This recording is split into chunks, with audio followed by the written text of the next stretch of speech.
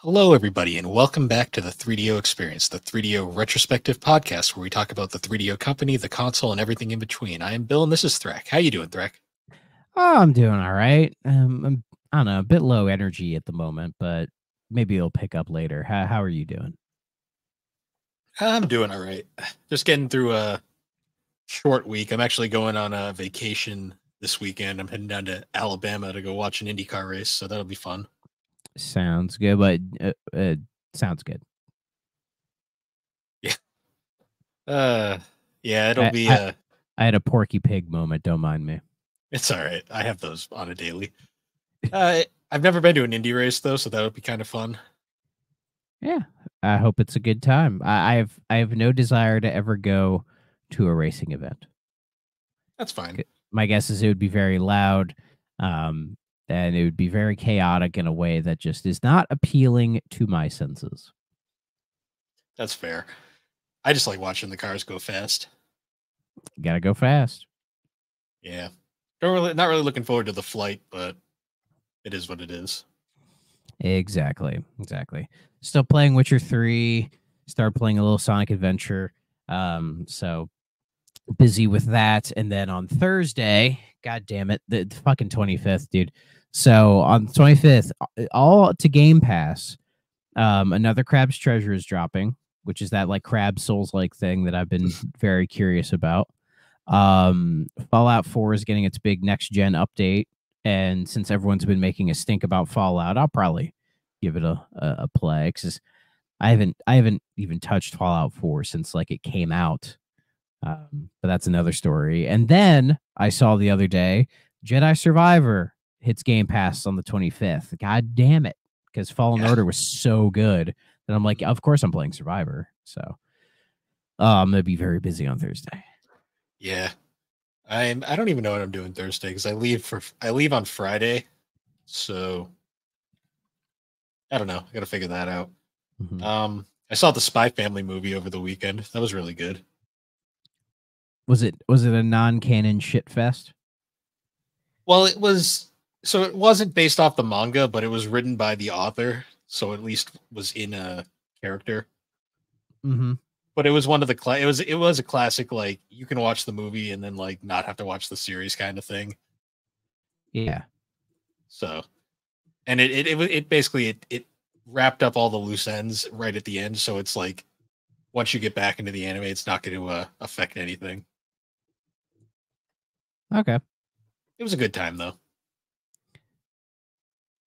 Yeah. Hopefully, since I like bought all that stuff last week, so I'm still working through my Moon Knight Lemire run, and then hopefully when I'm done with that, it's back. It's back to Berserk, baby.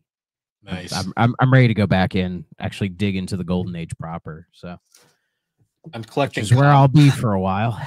Nice. Yeah, I'm collecting comics again, which is a very insane thing that I probably shouldn't be doing, but I can't control myself. I wouldn't. Like here the Lemire run, right, from the 2016 run. It's the 14 issues. I have the first 5 single issues in that closet behind me. I have a big 3-ring binder just full of all my Moon Knight, but I wanted to read the whole thing, so I bought this guy, which is a much easier, smoother read. So yeah, I mean, I have a couple floppies here and there. Like I have like all of them in a long box, like stashed away right now. I'm trying to collect a few just for like because I want to get them framed and make them wall art. I'm trying to get like all the superhero wedding issues just because I thought it would be fun. they're Like the only wedding photos you'll ever have. I don't want to say that, but you never know. But no, I got like the classic Superman the Wedding album. Oh yeah, that's fun. Big thick volume. And then I mean there was a lot of sex they had to draw. Yeah, not really, but you know. And then I got the Flash wedding. Well, it must have been a quick one. Well, actually, no, they get kidnapped and sent through a different dimension. See, they should have called it a shotgun wedding. Yeah, it was fast because it was done fast. Gotta go fast. Probably.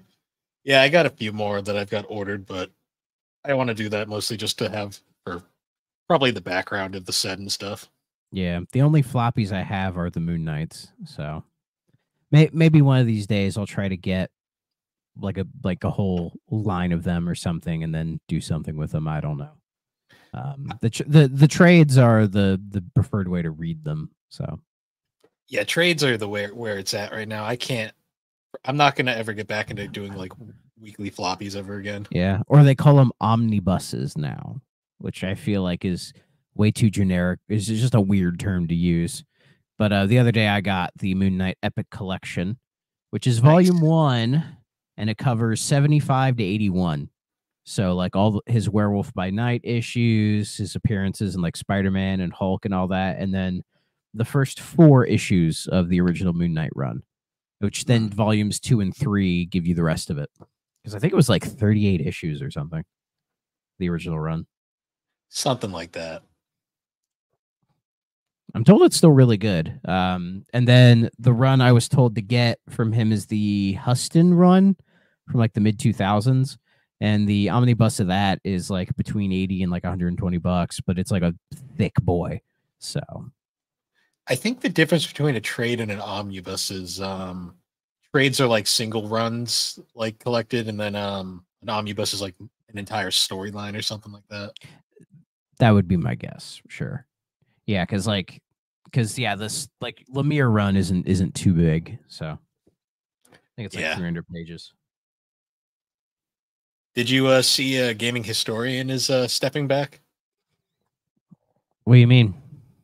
He's it doesn't sound like he's quitting entirely, but it sounds like he's like stepping back like from a full-time content creation, and it's going to be only like a what he feels like it kind of thing. I mean, that's what it kind of felt like anyways. Yeah, I guess it's going to be even more infrequent though. I guess he's sounds like he really isn't he enjoys his time off and doing other things. Yeah. Oh, I missed the Oregon Trail video, so I will have to watch that. Cause yeah, he'll do like the big documentaries, and then he'll fill them in here or there with like smaller stuff. But Yeah. Sounds like from what his tweet said, it just sounds like he got like a break and then he realized he enjoyed not working on the videos. I mean, you get a break from work and then you realize, man, I really don't like work. Yeah. I mean, hey, good for him though. I mean, I think he's already left his mark on the internet as it is. Y- Yeah, yeah. I mean, I'm not sure what he's actually going to be doing, but I don't know. Maybe his actual job. well, wasn't he like a history teacher? I think so, or like a teaching assistant, anyways. Yeah. So I will read this and see, but Yeah, I saw that. That was like a big deal for like a couple days, and then like most things on the internet, people just kind of moved on. yeah, yeah, usually, like I think, is Stellar Blade out yet? Uh, I forgot about that game. Okay, because I feel like there was like kind of a peak and then it just kind of calmed down because I think most people realized it was being really dumb. Oh, there's a countdown on Google for its release. So no, it's not out yet. It's two Well, days. there's a countdown for every game. I've never actually looked up a game that's coming out soon. I did. There's like a legit countdown just on Google. It's kind of funny. Oh, it comes out the 26th. Okay, so there we go. So yeah, it'll come out in a couple days, and then because from what I've heard of people who played the demo, they enjoyed it. Um, but they wish the game was advertised more like it was. Like I think it's closer to like a Sekiro than like a Bayonetta. And I think we were led to believe it was more of a Bayonetta type game. And Yeah, they're like, they should have just said it was more like fucking like Sekiro. But other than that, people seem to be enjoying it as far as gameplay is considered. looks interesting. It's something I'll Yeah. probably not get around to anytime soon. But Oh yeah, I'll probably never play it,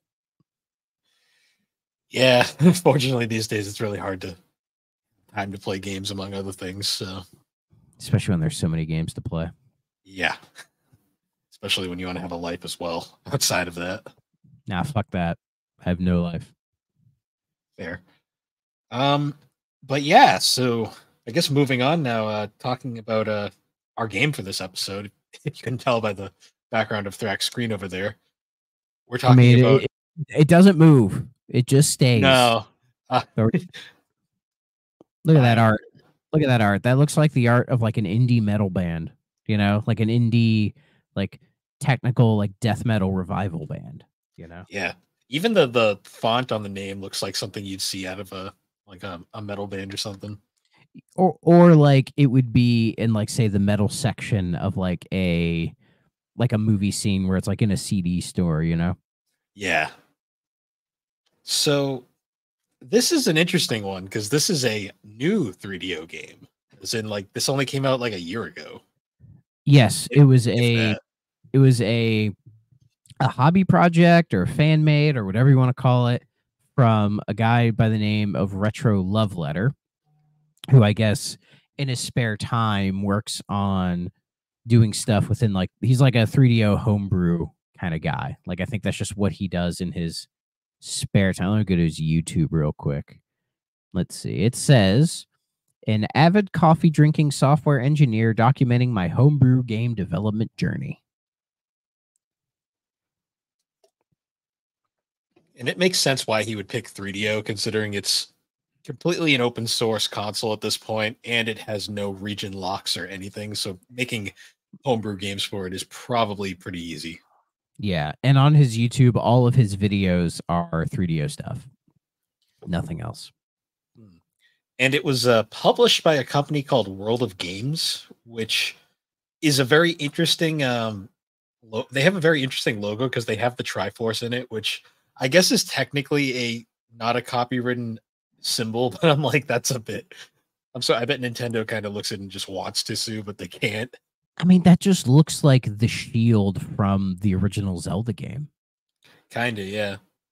Hold on, let me compare it. Da da da da da. Yeah, because the original NES one, it goes like what looks like window shutters or something. Oh wait, no. Let's get the cartridge.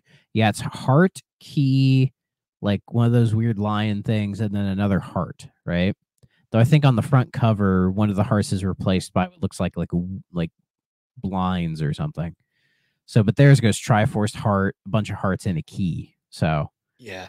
And what's yeah, interesting and is yeah, the Triforce is not a Nintendo thing, you know. no, if they could copyright it, they would.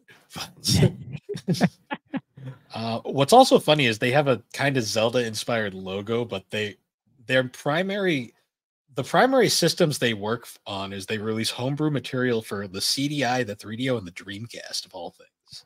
Yeah, much respect. Like these people going out of their way to yeah give homebrew games a more like wide physical release. It's very weird, but I imagine they're touching consoles that nobody really cares about them doing this. So it's like it's all good.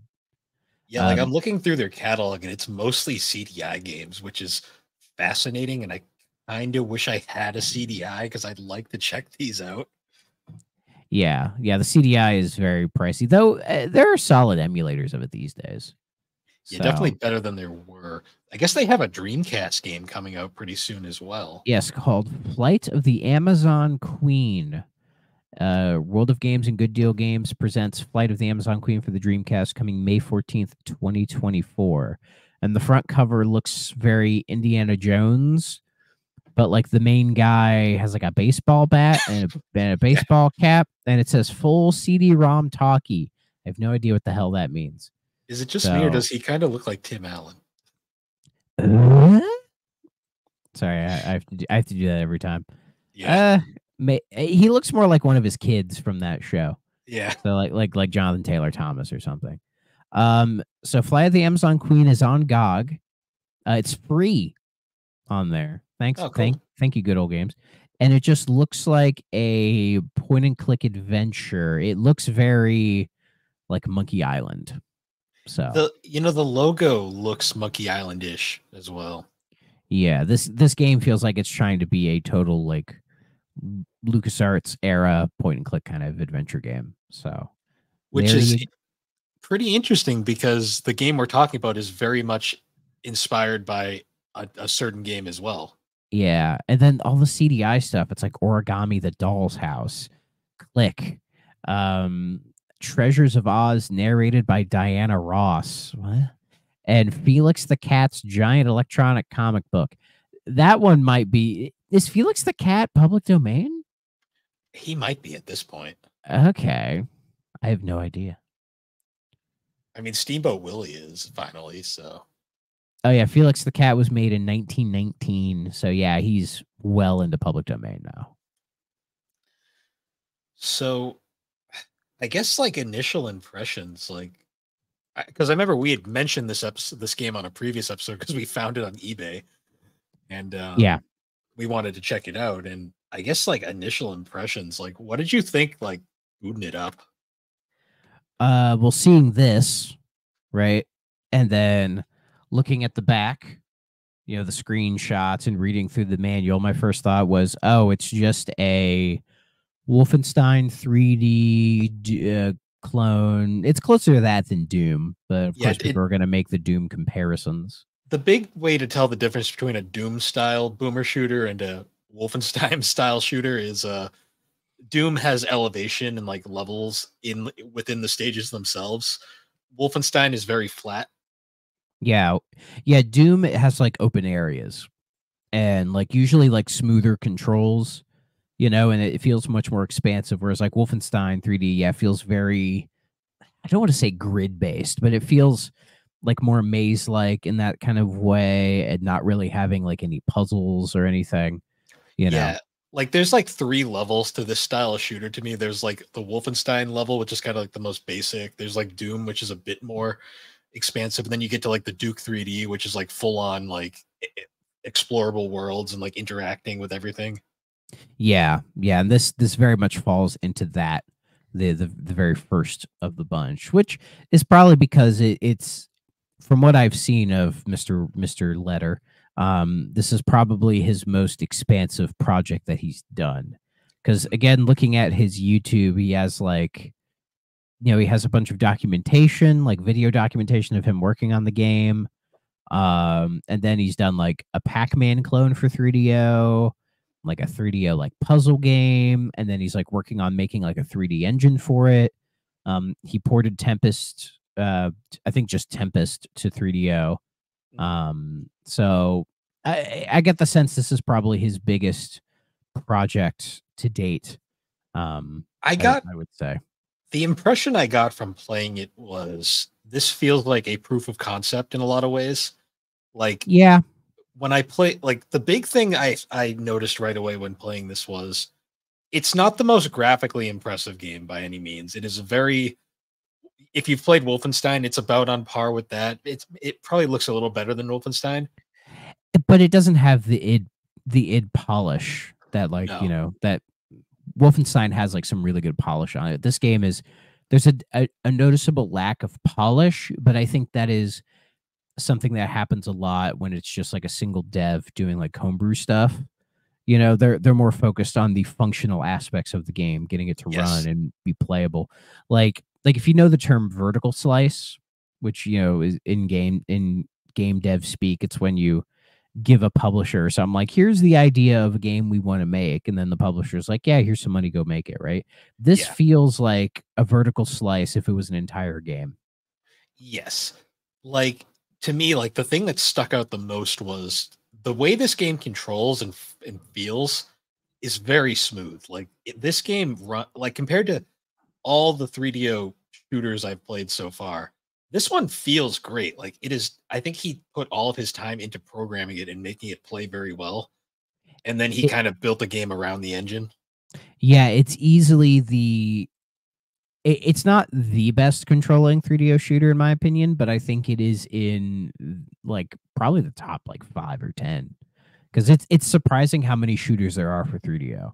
Yeah. Like thinking about it. And then this one, if we're gonna compare this to say some of the official ones, it does a much better job of like controlling and feeling like, if this feels better than PO'd. But I think the Wolfenstein 3D port to 3DO is still smoother than this. But you can tell that particular version of Wolfenstein 3D is the main inspiration for old Mr. Fury over here. Yeah, because I mean, comparing it to PO'd, I mean, PO'd is I'll give a little slack because it was trying to be like almost Duke 3D ish in terms of level designs, but it just wasn't programmed well enough for that. Yeah, Uh, 3DO just couldn't run it, and that was kind of like the biggest issue with PO'd for me. yeah, or I bet it could have run it. They just didn't put enough time into it, or they didn't truly optimize it. I feel like the 3DO Yeah, could have done that game better. it's sort of the same issue I have with another specific 3DO shooter we haven't covered yet, which we will get to later. Hmm. If it's the one I'm thinking of, I know what you're saying because that game definitely has a better stylistic look to it, but it has some issues. Exactly. Um, yeah. So Biofury, I guess, like in layman's terms, the best way I saw someone describe this game was it is basically Wolfenstein 3D meets Resident Evil, sort of. I would say if we're gonna make, because to me this game feels a little bit more survival horror than a shooter for me. Yes. But the game I immediately thought of was Dead Space, Yeah, I could where see that. where you're kind of stuck in this like one specific area where like where it's like there's some weird virus going on and it's like fucking with people. It's fair to make the Resident Evil comparison because it's just zombies. That's all it is. It's kind of got But that atmospheric feel to it that reminds me of like Resi One.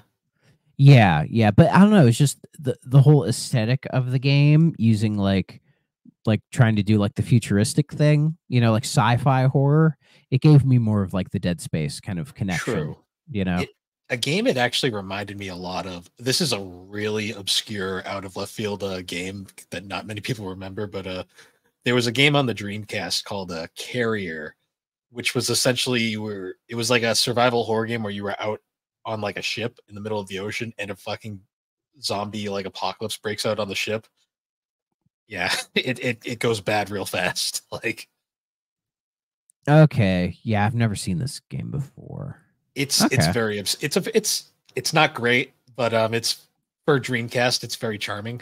It looks like one of the many Resident Evil clones at that time. Yeah, it's not as memorable as Blue Stinger or Illbleed, but it's still kind of interesting. Yeah. Um, but yeah, Dreamcast exclusive, I imagine. oh yeah, Yeah. made by Jalico of all things. Jalico. Oh, R.I.P. But yes, so Biofury also has a story, and the way that they present the story to you, I really like. This is actually why I get the Resident Evil vibes. It's explained to you entirely through like note papers that you find throughout the stages, and you stop and read them. And it kind of has Yeah. that same kind of like Resident Evil feel, where it's like you're getting like pieces of a bigger story thrown at you, and you kind of have to decipher them as you go. And if you miss one, it completely messes with the story flow. Yeah, and it also reminds me a little bit of like Dark Souls, where like the only story you get is purely through these like lore, these random pieces of lore that you find. You know. Yeah, it's a very old school feeling game. Very. Um, Oh, yeah, absolutely. But that's probably to accommodate for the hardware. yes, and I will say this game does optimize the 3DO very well in terms of processing power. Anyways, like Yeah, like it. I didn't really have any hardware issues at all. It ran perfectly fine. yeah, no slowdown, no like stuttering, like very smooth. It was actually I'm so used to playing like PO'd and like Doom and like other games on this thing that like it actually was throwing me off how smooth it was controlling, and I was like, this just doesn't feel right. Yeah. Like, I had, I think, one kind of glitch, but I guess we'll get into that as we get further into the game. But outside of that one little thing, I mean, it ran perfectly fine. I had no issues with the game at all, which I think is just a testament to how well he was working with the hardware. Yeah, Because I could imagine there's probably some homebrew projects that maybe go a little too above what the machine is capable of, and so it just wouldn't run properly. But now he knew what he was doing. yeah. And as for the game itself now, I guess like so the game is only 12 levels, which isn't bad. Like that's for a game of this style, like 12 levels, that's pretty standard. I'd say that's perfect. It's not too long. It's not too short. It lasts just the right amount of time to get in and kind of appreciate it, and then get on out. You know, it didn't need to be any longer, in my opinion. Yeah. And it definitely fits that id style first person shooter design where like you kind of go around, you find your weapons, you can find secret doors and hatches by like tapping around on walls that look mysterious. Like I found a few like weapon rooms and health rooms like by doing that. Mm-hmm. Um, And then there's a couple times where you actually have to find like the secret room to get like a key or something. yeah, because this game also does like the Doom style key cards where you have to find a couple of keys to open specific doors to get to the net. It's very much an id style old school first person shooter. Yeah, yeah. You can definitely tell it's a style that isn't really in vogue anymore because it does require a lot of backtracking and can hurt the pacing of the game a little bit, but I think that's only for people who aren't really prepared for this type of game, you know. Yeah. One thing I will say is this game is very effective with its atmosphere because music is not really a huge part thing in this game. It's very much just atmosphere. Yeah, it's just noises, you know. It's like just like the horror ambiance mixed with like, you know, monster sound effects. And yeah, it's very very bare bones in the audio department, but I think that is a strength of the game, Mm. you I know. was Not actually kind of curious to see if it was just like an FC10 thing again, and I booted up the FC1 to see, and it's the same on both. So it was definitely intentional. Yeah, there might be like maybe he didn't know like any composers, or he wasn't like a music composer himself. So he's like, well, I can't really add a proper soundtrack to this. So instead, I will just use that sort of lack of musical knowledge to give it a little bit of a different edge, which I think was the right way to go. It was effective because this game did actually jump scare me a few times. There was one time, sorry, there was one time where it got me. Well, it's because AVGN said it best when he was reviewing the Atari Jaguar. He had mentioned how obviously the Atari Jaguar version of Doom has no music. That does actually change the way that game feels at times because, like, when there's no music, you notice a lot more things that you normally wouldn't notice when you're playing Doom normally. Well, yeah, but I think the issue with Doom was that like it's known for that iconic soundtrack, so it not being there is very noticeable. But there probably was somebody who their first time playing Doom was on Jaguar, and that's just how they assumed the game to be with no music, you know? Hmm.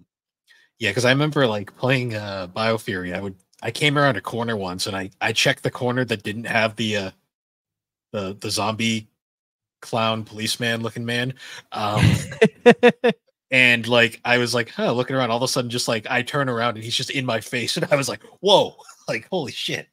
Oh yeah, but like they all make noises when they appear. Like when Hmm. you're in their eyesight, you hear them, which I think is a very interesting subtle game design choice that I can appreciate.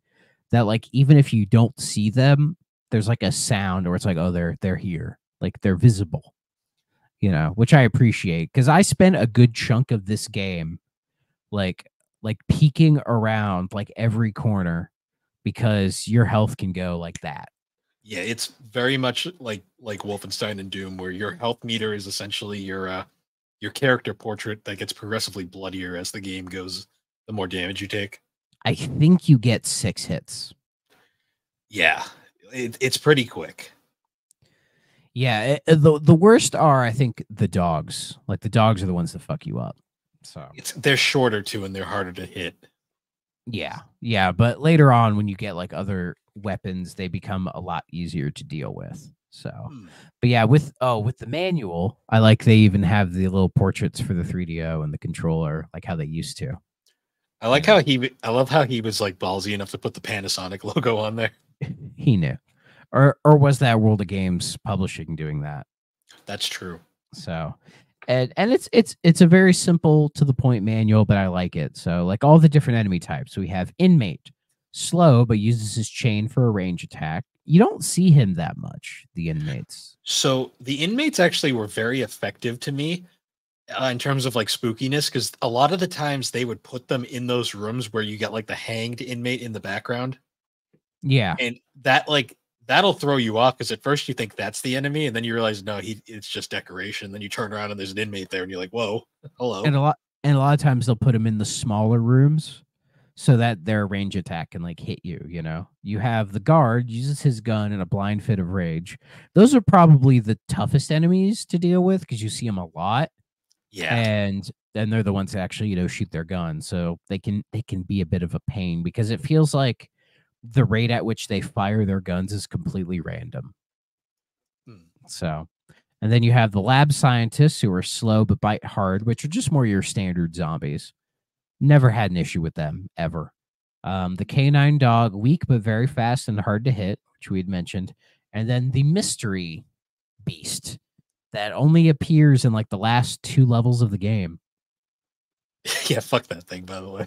I don't even know what name it has or something. I must have missed it in the lore dumps, but Yeah. And those lore dumps are very long and kind of dry, unfortunately. Like yeah, they're spooky to a degree, but I feel like I'd need to read all of them one by one to get the full grasp of things. for sure, for sure. It'd be interesting if like the whole thing was online so you could just read the whole thing, but probably not. Yeah, there's not a lot of information on this game online at the moment. I mean, it's a year-old homebrew game, so I'm True. not really surprised. The only knowledge of the game we could potentially get from is the developer himself. True. Um, as for weapons, you got the standard like quote unquote Doom equivalents. Like you got the pistol, which is the standard gun. You got the shotgun, the the taser prototype, a semi-rare weapon with great stopping power. I don't know if I But like that thing. it only worked in close range. That's like its downside. The only it was nice for, say, if I knew I was going into an area where like a dog was coming at me and I could just pull it out and just get it in one shot, because most enemies it would take out in one shot, but as it said, you had to be super close. Yep. And then of course the remote missile launcher, which is the hardest weapon to find, but it's basically the BFG. Yeah, and it was most effective in one scenario. Yeah. Like there's one specific situation I feel like you need it. Mm. Genuinely. It's the I forget which numbered level it was, but it's the one where like this game has a lot of the timing door puzzles. Like I would argue it has too many of them. Yeah, e- those were a little annoying later on. e- Especially with the controls, because this game's not really meant to be like a quick reflexive based game for this kind of like timing puzzle stuff. So there was one specific one that I found the button for, and I kept trying over and over to run there because this game doesn't give you a run button or anything. So like your default speed is pretty quick anyways, but Mm. I think it would have helped to maybe have a dedicated run button for a situation like this, because I kept trying over and over and I just could not, no matter how efficiently I got my path from the button to the door, it just kept doing that. And so what worked was I sat right by the door and then shot a remote missile launcher and then aimed it at the button and it worked, and then I walked right through. I don't know if that was intentional or not. It might have been, but it was a little annoying. And then I think it was level 11 probably had the worst door puzzles because it just had a bunch of them, and then that's where you started getting bombarded with the giant monsters that take like, I think it's 10 to 12 shotgun hits if I counted correctly. Yeah. So And one downside to this game too is because it's more horror based, ammo is not nearly as plentiful as it is in Doom, at least in my playing the style. the ammo is scarce, but you can get by with everything. Yeah. That there was a couple times where I ran out of ammo, but I think that was when I was like early on and and kind of had to figure out like, oh, this is more of like a horror kind of game. Yeah, as So long as you play with the mindset of like, you have to conserve your ammo and actually think before you shoot, yeah, you'll do fine. You can't just do like Doom and just be like I'm Rambo running around just shooting everything. yeah, you need to be able to use like all your weapons effectively, because the shotgun is easily the best weapon in the game. It Hmm. has a fantastic range, and a lot of enemies it'll one shot them, but most enemies are down at about I think 2 shots, right? So it's a very effective weapon to have, and it's the one you want to conserve as much as you can. So a lot of times I would just build up my pistol ammo. Like at one point in the game, I almost had like 100 pistol rounds. And so I went a lot of it where I'm like, oh, I know where these, because you learn the game as you go. Like you learn where all the enemy placements are, and you're like, oh, I can just peek around this corner real quick, get them, and keep going. And then that's when I would start to use the pistol more, to just like mash the fire button to get rid of them. So Yeah. What'd you think of the graphics, like level stage kind of looks? I thought they looked good, but they were a little basic. yeah, lacking in polish, but I give them credit for trying to have some variety. So like the walls go through like I think like 4 different looks. You have like the standard kind of like grubby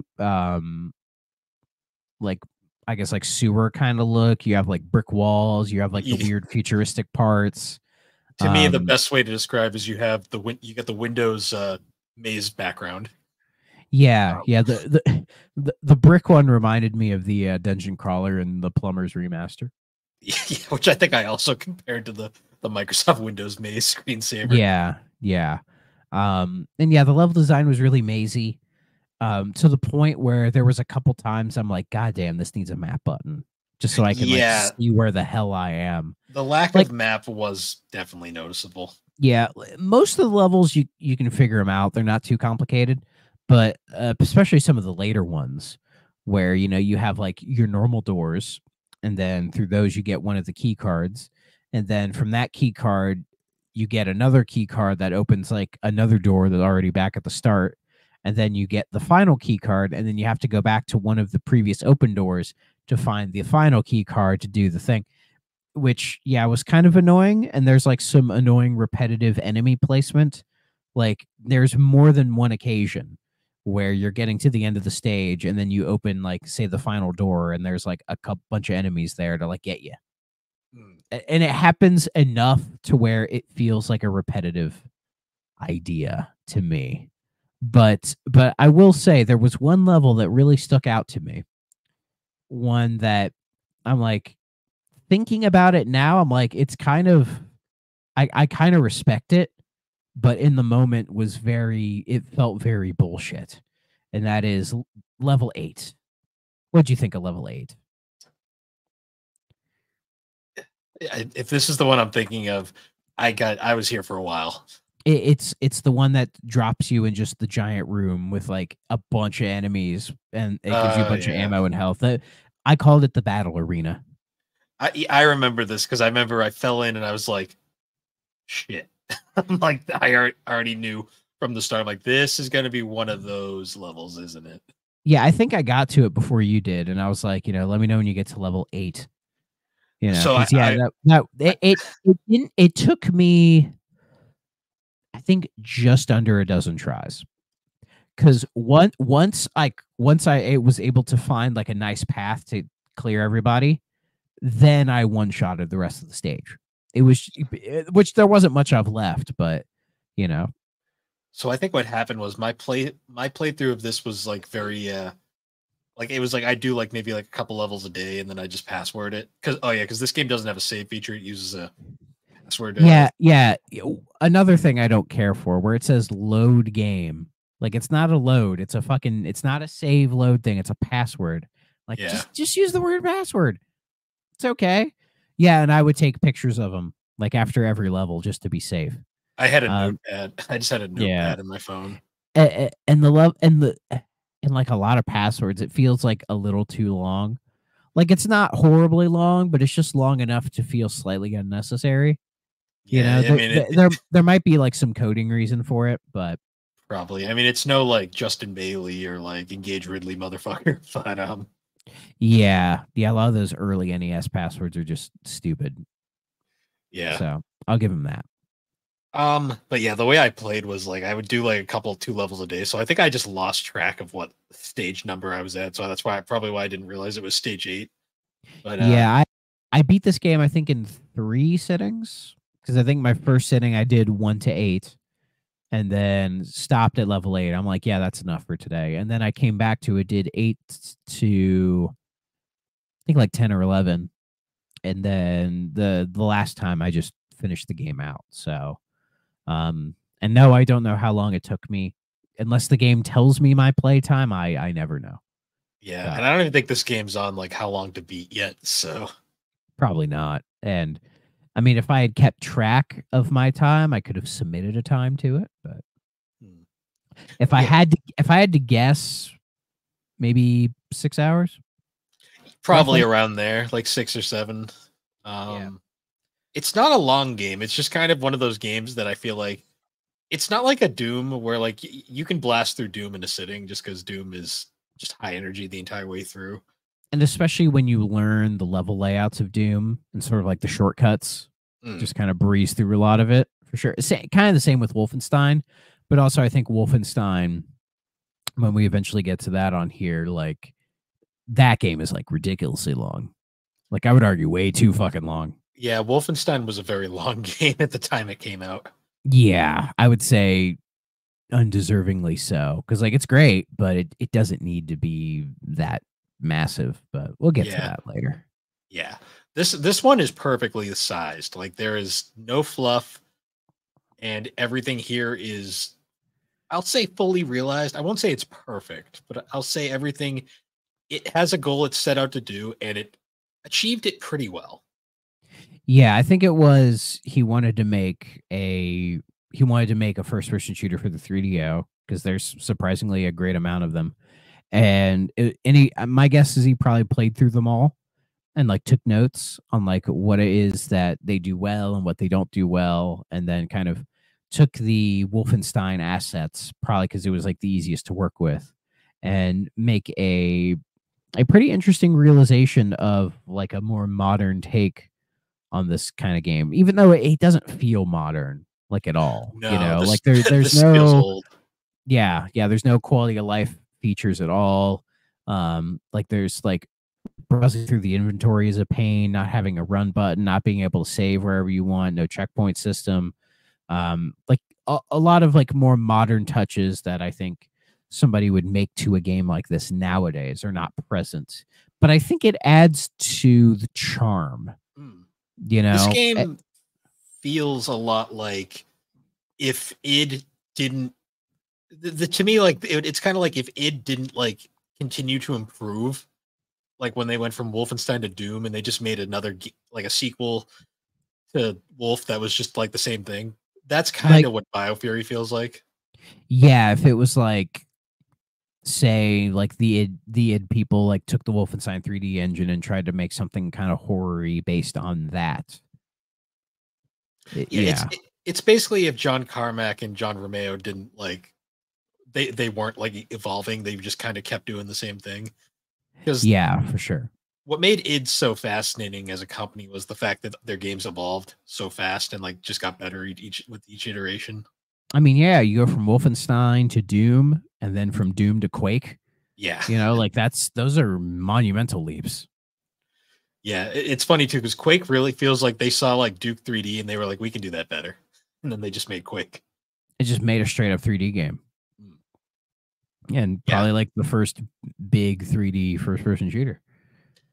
it was so impressive that George Broussard wanted to make his game using it, and and then they had already upgraded it by then. He was like, "Fuck." Yeah. Yeah. I imagine Quake is when the term first person shooter became a thing because with Doom, everyone called them Doom clones. Mm. But then I think when we hit Quake, it's like, well, this is not a Doom clone. This is very much its own thing. And then people went, first person, it's first person and you're shooting things. So first person shooter. It's like I think perfect. the big turning point for FPS games was Unreal Tournament when it really just became a fucking like multiplayer thing. Yeah, that was around the same time, I think, or a little bit after Quake. Unreal was shortly after. I know that. That was Yeah, really that was like the it, big like holy shit, this is a thing. I think it was around like Quake 2. Yeah, because Because Quake 2 was also big. and then Quake 3 basically copied Unreal and made it a arena game, multiplayer game. Was it 3? Yeah, because 3 was the arena one. Okay.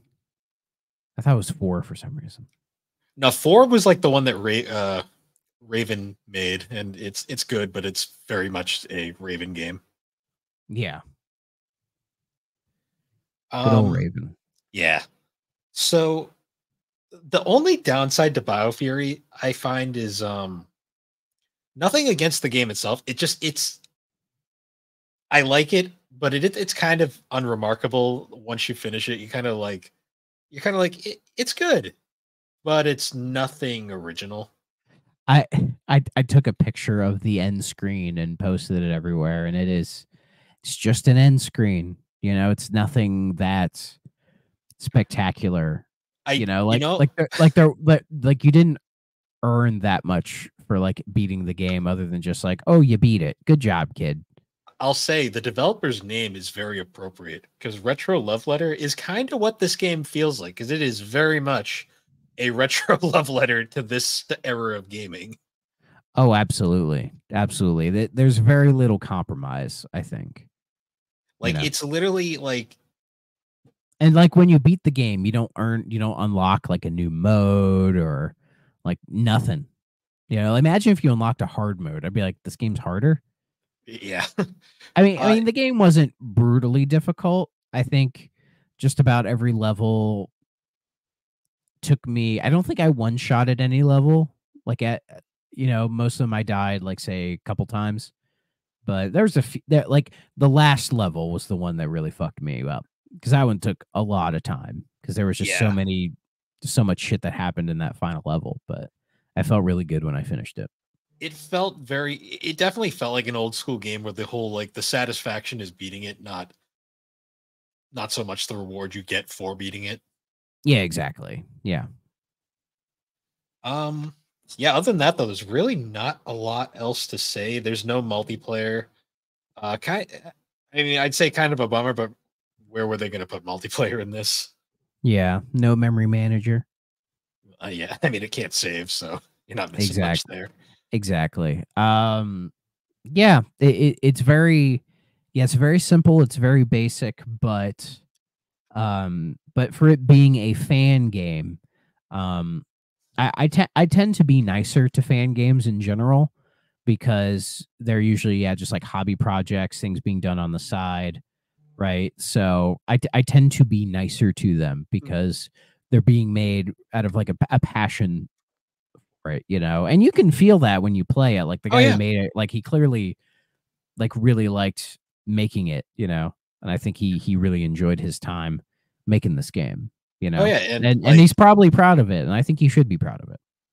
I mean, if the fact that I mean, give World of Games credit, they did a really nice job packaging this. Like, I like the aesthetic and everything. It looks great. The manual's really nice. It's printed on good paper. Like, Yeah, the it's a the disc nice. has the disc has art on it, Yeah, the which is disc crazy. does, and it's nice. It's a good looking game.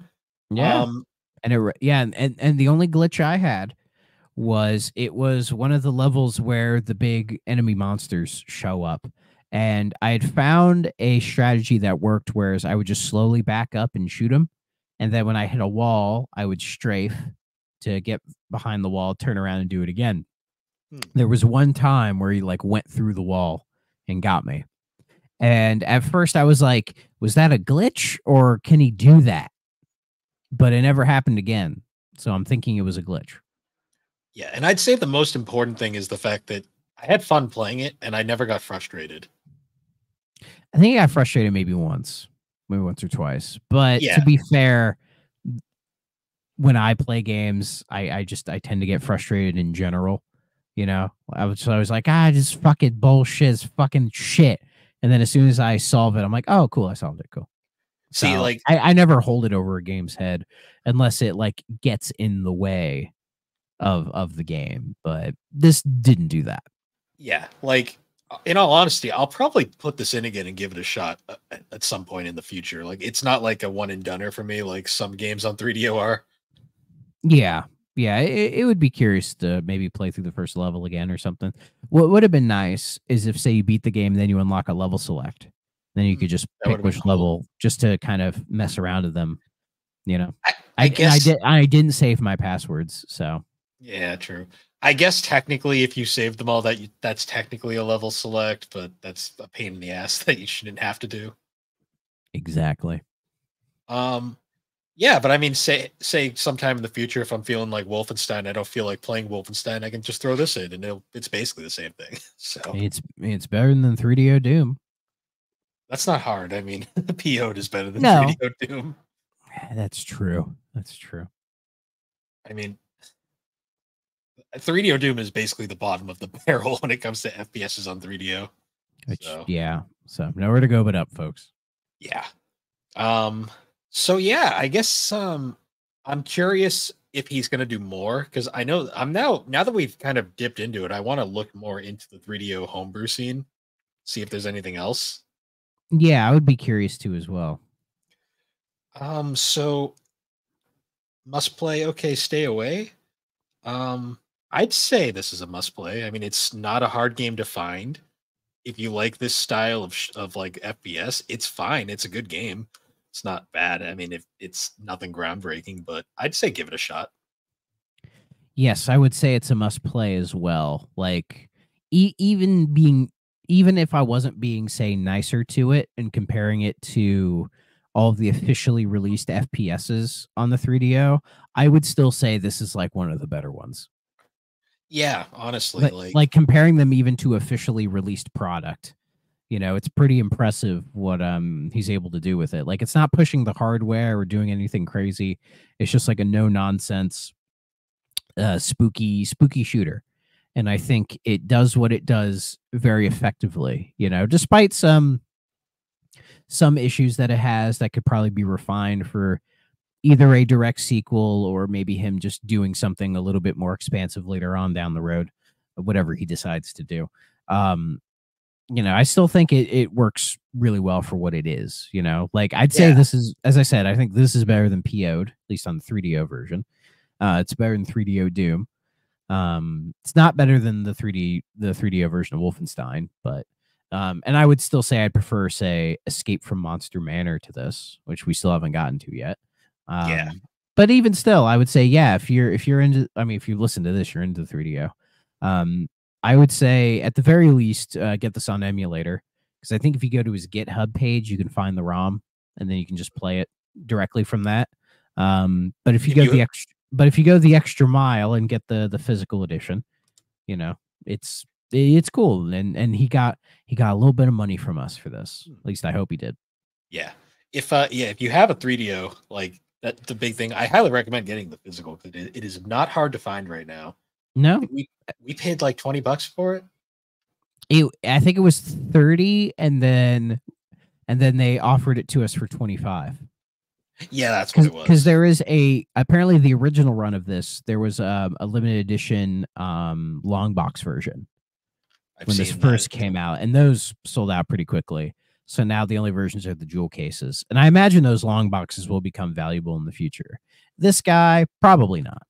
So Nah, if you're investing in this, I would say maybe hunt down the long box version. Um, but if you just want to play the game, you know, I would say just get this, or yeah, just get an emulator. So and I will say one last praise to the packaging in like World of Games. This doesn't feel cheap. Like no, no, when you like buy it. the jewel case feels good Hmm. because I'm sure you would agree with me. There are some cheap ass jewel cases out there, Oh yeah, and I buy this them does to not. replace. I buy them to cannibalize them for parts. Yeah, and this does not feel like a cheap jewel case. Like it didn't come broken or damaged. You know, like I've bought like brand new music CDs that came like just completely Oh yeah, destroyed. Um, it's hard to and see, but it has spine art. Most 3DO discs don't have spine art. yeah, it has a So spine label, and the little center where the disc hangs in is actually like a good one. Like it's not yeah, super loose or anything. It's just it's a real nice one. So you can just like, I have a different disc, but like, yeah, it just snaps in there. Because a lot of these are like what breaks on like early Yeah. newer stuff because they're just done so cheaply these days. But this is not a cheap case, but you can tell it's like a weird third party case, but it's Oh still yeah. very nice. Like this is a game that if you didn't know any better and you like just bought a lot of 3DO games and this was in it, you'd probably think this came out back in the day and wouldn't question it. So I think people would probably notice like, huh, this kind of sticks out from all the others a little bit. true. Well, some people are a little oblivious, but True. But yeah, I would when we do our eventual ranking of the 3DO games, this will be up there, I think. yeah, no, I was pleasantly surprised when I booted this up the first time. So yeah, Mr. Letter, if you're watching this, I hope you are. You did a good job, son. You got a clap from us, and I hope any criticism you heard, you take this constructively. So for your future endeavors, you can make something potentially even better. Yeah, and I'm Actually, because we're not shitting on you, we swear. No, we like the game. It's a must play in our book. Absolutely. And I'm actually really interested in that 3D engine he's working on for 3DO because, but despite its name, the 3DO didn't do 3D a lot. So yeah, and I mean, who knows? He might make a sequel to this game that is in that 3D engine, which would be pretty neat. Yeah. So yeah. Again, if you're listening, if you have any more future 3DO projects, please let us know because we would love to play them on this show and give you some feedback.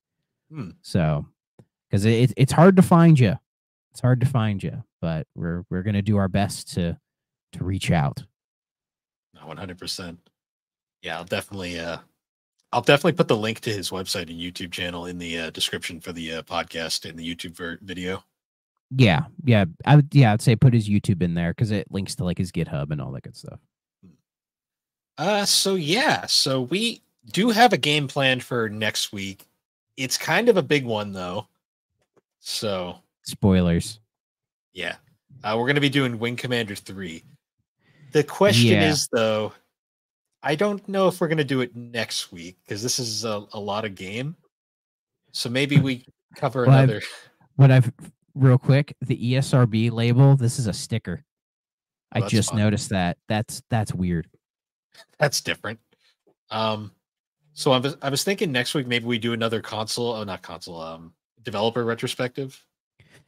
I think it depends on how our playthrough of this goes because from what I looked up of Wing Commander 3, it is like a bigger sized game than what we've played on here before. So it may just require more time out of us. So, I mean, there's a potential next week will be Wing Commander 3, depending on how our playthroughs of it go. But if it doesn't, then yeah, we will do another company retrospective. Yeah. Or just another chatting episode. Either way, we'll have an episode next week. Yeah, we'll have something. But yeah, so this one was pretty cool. I enjoyed that. But anyways, guys, once again, thank you for joining us on the 3DO Experience. You can find the 3DO Experience on all the major podcasting platforms. You can also find the podcast on YouTube with video versions. Hi, guys. And you can find all of our links at linktree/thebarberwhogames, or you can join the GNC Podcast Network Discord server to find all things GNC, 3DO Experience, Geek Addicts, talk gaming, anime, or just general nonsense. And Thrak is streaming tonight. If you want to plug the stream. Yes, I am. So I missed last week's stream just because, on the one hand, I wasn't feeling it. And then on the other hand, someone hit my car. So that's a whole mess. But I'm getting that all taken care of. So yeah, so hopefully tonight we will be streaming some more Genesis games. I have the list lined up already. So yeah, at twitch.tv/Thrak94, you can watch me play many esteemed classics for both good and bad reasons. So so tonight we're probably going to play such games as Super Monaco GP, Miss Pac-Man, and even the original Columns. Nice. Yeah, so I will definitely and more. Now they're fun times. I'll try to hop in on the Twitch chat to hang out with everybody, and I'll be sure to include the link to that in the description for the podcast. And with that, everybody, we'll see you all later. Bye bye.